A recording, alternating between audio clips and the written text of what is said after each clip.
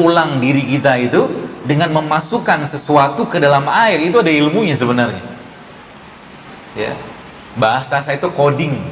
Kita mengcoding diri kita kembali dengan apa-apa yang ada dalam Al-Quran. Bisa. Ya. Berbicara dengan air. Jadi kalau Anda baca resep yang pernah saya tulis di Instagram saya itu tentang resep TBC JSR, sudah baca? Mungkin Bapak Ibu pikir, karena saya bilang itu resep memang dipakai oleh seseorang, teman saya juga, yang dia sudah multiple drug resistant, dia sudah resistant obat-obat TBC itu sama dia, dan dia pakai resep itu. Tapi ada satu hal yang dia luput ceritakan ke saya, dan saya baru ngerti jawabannya sekarang. Apa? Setiap malam dia bangun, dia baca Quran, di depan dia ada air putih yang dia bacakan ayat tadi, dan setiap malam itu pula dia minum air itu. Jadi dia bilang begini, besar kemungkinannya bukan kunyitnya, bukan daun tinnya, bukan daun bidaranya yang mengembalikan kesehatan dirinya, tapi air tadi. Ya. Dan proses pengkodingan tadi itu hanya bisa dilakukan dengan media air. Maka Allah sampaikan dalam Al-Quran apa? Wa ja'alna minal ma'i kulla syai'in hayyi, kata Allah. Dan dari air kami juga jadikan segala sesuatu yang hidup, dari air semua. Ya. Air saja, elemen unsur air itu ya, kalau sudah mendengar bacaan Quran, ini penelitian dari Masaru Emoto, bahwa kristal terbaik di muka bumi ada ditemukan dalam air Zam-Zam. Karenanya beliau menjadi mu'alaf ya di Jepang, seorang profesor. Jadi kalau manusia dengar Quran dia nggak mendapat sesuatu petunjuk atau furqan, kita manusia seperti apa ya, na'udzubillah. Jadi air saja sudah berespon dengan begitu baiknya, sehingga air yang molekul paling baik ada di air Zam-Zam. Kenapa di air Zam-Zam? Karena di Mekah, di Masjidil Haram tidak pernah berhenti bacaan Quran. Bahkan orang yang tawaf, orang yang sa'i, semuanya dia sudah terus mendengar suara ayat-ayat Al-Quran. Suatu penelitian juga, suara Al-Quran yang dibacakan pada tumbuhan zaitun dan madu lebah menghasilkan produksi yang Masya Allah berlimpah-limpahnya. Ini tumbuhan dan elemen air.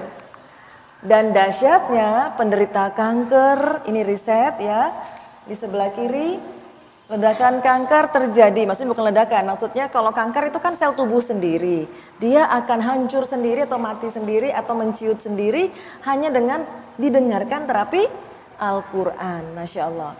Ini juga ya, jadi banyak sekali percobaan-percobaan sekarang sudah menunjukkan bahwa ketika panca indera telinga difungsikan, maka ke dalam tubuh kita akan terjadi keseimbangan, keselarasan, sehingga kembali fitrah. Itu hanya telinga. Kedua, saya ingin memberitahu bahwa yang kedua setelah Allah memberikan pendengaran, nanti buka Quran surat An-Nahl ayat 78, Allah mengeluarkan kita dari perut ibu kita dengan tidak mengetahui apa-apa. Lalu Allah berfirman, akulah yang memberikan pendengaran, penglihatan, dan hati. Jadi selalu ayat Quran mengatakan pendengaran dulu baru penglihatan. Di penglihatan sebenarnya Masya Allah, ketika mentari pagi bersinar Bu, habis subuh ya, syuruk, ada semburat cahaya matahari. Secara riset kedokteran bahwa mata kita, di belakang bintik mata kita ada disebut titik yang disebut SCN, suprachiasma nucleus. Suatu titik di belakang mata yang menangkap seberkas cahaya pagi. Allah berfirman, ternyata dalam Quran surat An-Naml ayat 86, apakah mereka tidak memperhatikan bahwa sesungguhnya kami telah menjadikan malam supaya istirahat dan siang yang menerangi. Siang yang menerangi. Matahari kan? Sesungguhnya pada yang demikian terdapat tanda-tanda kekuasaan Allah bagi orang yang beriman. Ternyata Bu, dalam surat An-Nur juga demikian, perumpamaan cahaya adalah seperti sebuah lubang yang tak tembus, yang di dalamnya ada pelita besar dan seterusnya ya.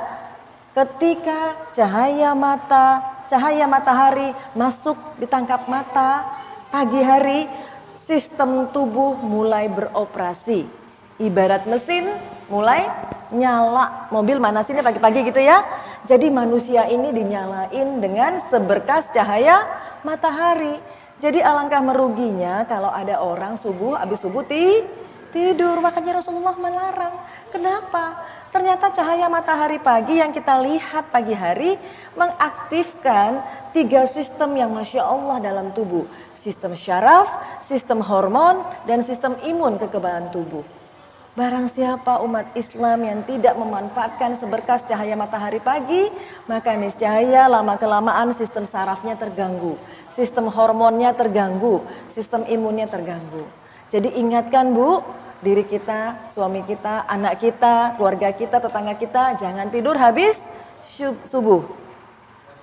Pandang matahari ya.